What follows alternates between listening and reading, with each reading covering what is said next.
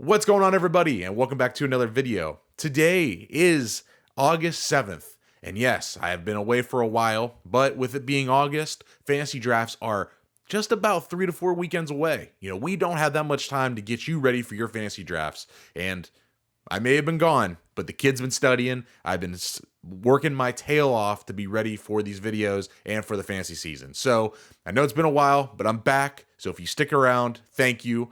And let's get into the video. So today we're going to talk about ADP passes or drafts. Now, these are players that I'm going to see their ADPs according to Fantasy Pros. And am I in or am I out? If I was coming around and in my draft and I see them on the board at their ADP and I know I have to take them, would I draft them or pass? And let's start it off with my number one, and this one's a bit of a cheat because it's not just one player, it's a grouping of players. It's Josh Allen, Lamar Jackson, Jaden Daniels, with their ADPs being honestly middle of the second round, late second round to early third round. And I'm going to sell it. Now, the reason I'm going to sell it is this one doesn't need a crazy long explanation. Those guys are awesome. Like they are sick. They are awesome players. But in fantasy football, at the end of the year, if you did not draft a quarterback one, you basically wasted your pick. And what I mean by this is, and I'll put examples up on the board or up on the screen, but in 2022, we'll go back. The QB1 was Patrick Mahomes with 428 fantasy points. Josh Allen was right behind him at 412 fantasy points. So not that different, maybe 10 to 15 point difference there. The QB3 was Jalen Hurts, the QB4 was Joe Burrow, and the QB5 was Geno Smith. You could have taken Jalen Hurts at pick 55, Joe Burrow at pick 56. They were going back to back in 2022. And then you could even taken Geno Smith at pick 241. In 2023, Josh Allen was the QB1 at 410 fantasy points. Jalen Hurts was the QB2 taken at 371, but he was pick 22 that year. So you had to take him in the middle to late of your second round if you really wanted Jalen Hurts. Dak Prescott finishes the QB3 right behind Jalen Hurts. Lamar Jackson was the QB4, and Jordan Love was the QB5. Dak Prescott was pick 88. Jordan Love was pick 162. And then last year, Lamar Jackson blew everyone out of the water with 434 fantasy points, which was sick.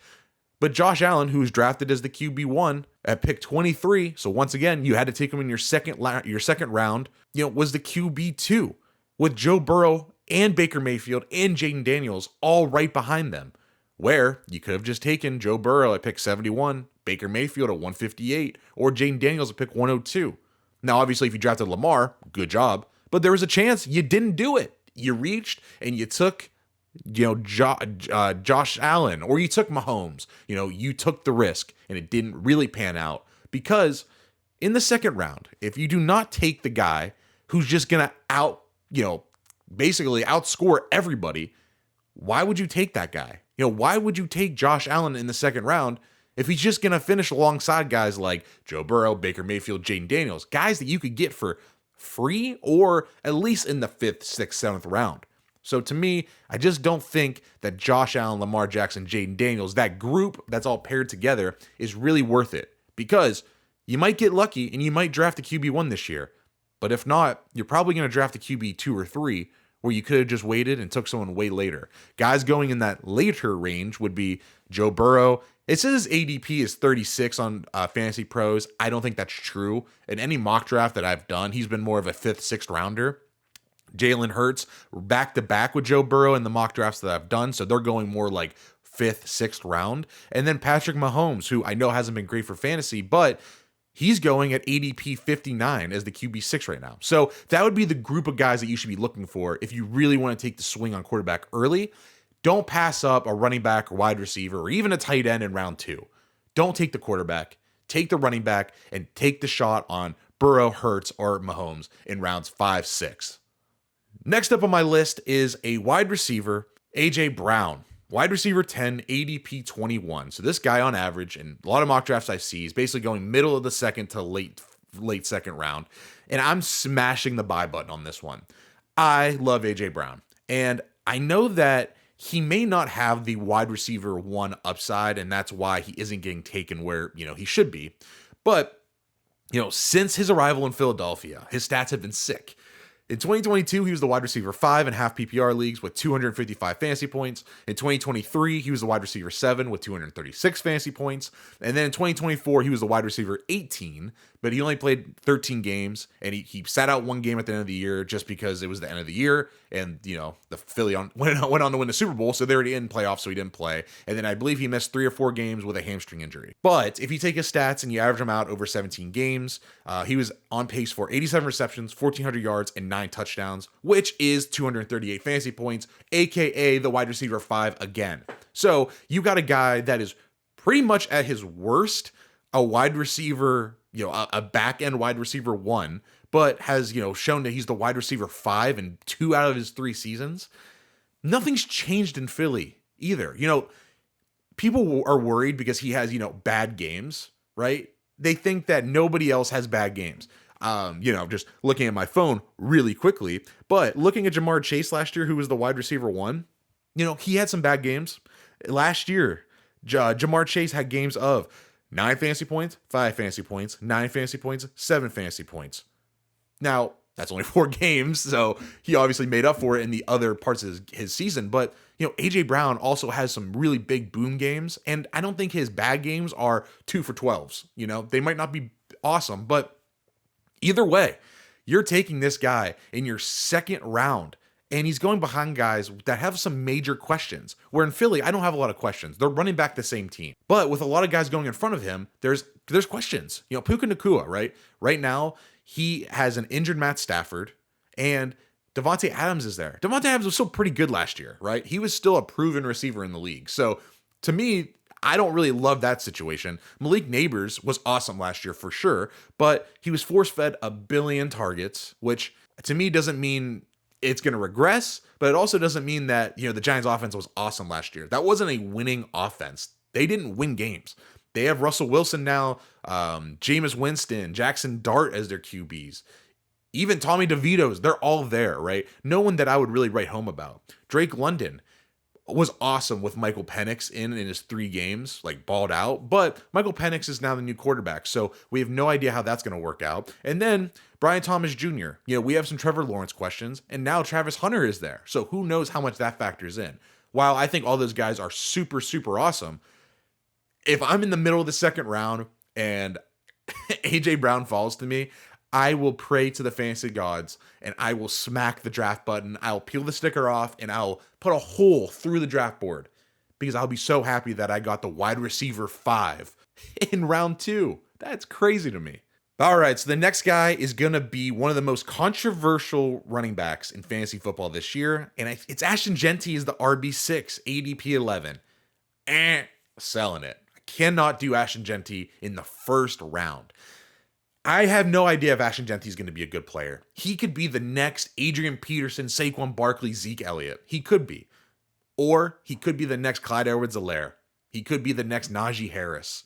Just a guy that's okay in the league. We have no idea. I have no problem taking Ashton Genty if he was falling in the late second, early third. Because I'd be willing to take the shot that the guy's awesome. But in your first round, your back end of the first round, that is a big swing to take. For me, it's all risk with really no upside. Because why would you take Genty at the end of the first round when I just pointed out, 2 to 3 guys right here? You have Josh Jacobs, who last year was the RB5. And then you have Kyron Williams, who in back-to-back seasons was the RB6 and the RB7. Maybe these guys don't have RB1 upside like we might think Ashton Genty does. Maybe he is Saquon Barkley. But, he's not on the team that really do it either. The Raiders last year, now they weren't very talented. They had a pretty bad backfield with just, I honestly, I'm blanking on the names. Alexander Madison and Zamir White. Those guys weren't even flexible in fantasy drafts. The team's a little different now with Pete Carroll and Geno Smith now being the quarterback, so I'll give you that. But to me, I just don't want to take the complete unknown over guys, like I said, Kyron Williams, who just got signed to a contract, Josh Jacobs. Even I've been seeing Derrick Henry go in the second round. I would take all those guys without fail over Ashton Genty. If you want to be crazy and take the upside chance, good luck. But to me, if I already have proven guys there that I know will finish probably at their worst situations as a top, 10 RB, I'm going to take those guys over Ashton Genty, who could get out to a slow start being a rookie and finish the year with 900 yards and 5 touchdowns on a bad offense. I'm going to pass Genty and just take one of the other running backs there. And then last on my list, I wanted to go a little bit deeper at running back, and it's Tony Pollard, RB 27, ADP 68. I'm going to buy this one. Pollard has been a very talented player in my eyes. I've been very impressed with his film. I think no matter where he goes, whether it was Dallas, he beat out kind of a washed Zeke, and then in Tennessee, Tajay Spears was pretty much a non-factor last year, and it's been 3 straight years for Pollard of 1,000 yards and 5 touchdowns. I'm sorry, 1,300 yards and 5 touchdowns. That's nothing to scoff at. Tony Pollard doesn't have the RB. I don't know if Pollard will ever be a top 10 RB again, like he was a couple years ago at Dallas, where he really broke out. I don't know if he'll ever get there. Last year, Pollard finished as a top 15 RB 5 times and finished as a top 24 RB 9 times. So you got pretty good games out of Pollard. Cam Ward just has to be better than Mason Rudolph and Will Levis. And just honestly, I believe in Tony Pollard's talent. So I think at the worst, Pollard's going to be, RB 20. And at his best, I think he could be, a top 10 range RB there. Pollard's a good player. And I know that people have been talking about Brian Callahan saying that, they want to split the backfield with him and Tajay Spears and they want to get him involved. And I love Tajay Spears. I will link a video. It'll probably pop up right here on the screen. I did a scouting report on Tajay Spears and went wow, back when he was playing with Derrick Henry, if Henry moves on, I think Spears could be a really good running back in the league. It hasn't been proven to me yet because they won't give him the touches. In 2 seasons, the guy has, 300 touches in 2 seasons, and he just isn't getting the run that he needs to really be a big, factor against Tony Pollard. So to me, Tony Pollard, who doesn't have a lot of touches on his career, going into his age, I believe 28 season, I'm going to buy Tony Pollard at RB 27, ADP 68. That's a smash for me, especially if you go no RB, you go 0 RB or, big time on the wide receivers and tight ends and quarterbacks. I think Pollard could be an easy RB2 for your fantasy team this year. And all right, those are my 4, technically 6 or 7, ADP draft or passes for 2025. I want to thank you guys so much for watching. I really do appreciate it. Videos will be coming. I promise they will be coming. I know I took a big hiatus there, but things are moving along here at Tank Sports. So subscribe to the channel, like the video, stay tuned for more videos, and I'll see you guys next time. Thank you for watching.